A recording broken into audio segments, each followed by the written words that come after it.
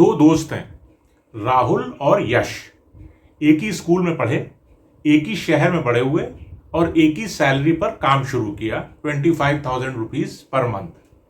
आज 10 साल बाद राहुल के पास अपना फ्लैट है, 50 लाख रुपए की सेविंग्स है और यश जो है वो आज भी रेंट पर रहता है। महीने के आखिर में माइनस हो जाता है और सोचता है कि किस्मत ने तो धोखा दे दिया। तो क्या सच में किस्मत का हाथ था?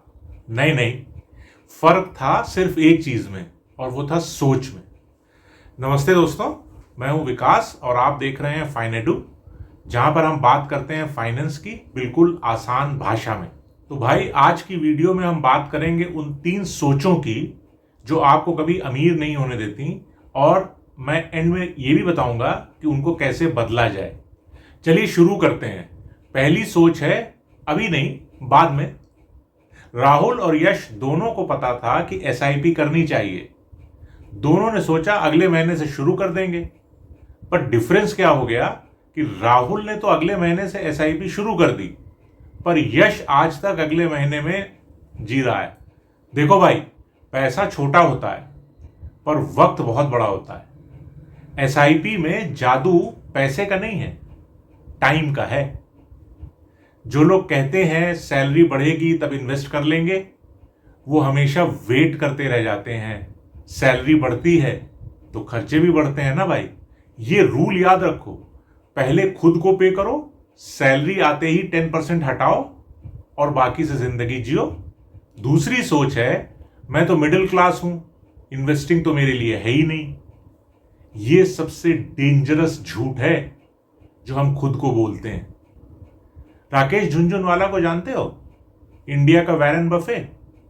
उन्होंने स्टॉक मार्केट में शुरुआत कितने से करी थी मालूम? ₹5,000। अब राकेश शर्मा को सुनो, इनको आप नहीं जानते हो, इनको मैं ही जानता हूं। ये एक स्कूल टीचर थे जिनकी स्टोरी मुझे पर्सनली पता है। उन्होंने 1,000 रुपीज पर मंथ से एसआईपी 20 साल तक करी। आज उनके पास 50 लाख रुपए से ज्यादा हैं। हाँ, पेंशन के अलावा। भाई, अमीरी किसी की भी प्रॉपर्टी नहीं है, अमीरी एक डिसीजन है। हम सब की सबसे बड़ी प्रॉब्लम ये नहीं है कि पैसा कम है, प्रॉब्लम ये है कि पैसे को हम रिस्पेक्ट नहीं देते। पैसा आता है, उड़ा देते हैं और हम ये भी नहीं पूछते कि गया कहाँ। तो आज एक काम कर सकते हो, करो, अपने लास्ट मंथ के बैंक स्टेटमेंट खोलो, देखो पैसा कहाँ गया, आपको खुद ही आंसर मिल जाएगा। तीसरी सोच, इन्वेस्टिंग में बहुत रिस्क है, मैं तो एफडी में ही रखूंगा। सुनो भाई, रिस्क दोनों तरफ होता है। एक रिस्क है पैसा लगाने में और एक रिस्क है पैसा ना लगाने में। एक कैलकुलेशन करो, एफडी में अगर तुम 1 लाख 20 साल तक के लिए रखते हो तो बनेगा 3.2 लाख।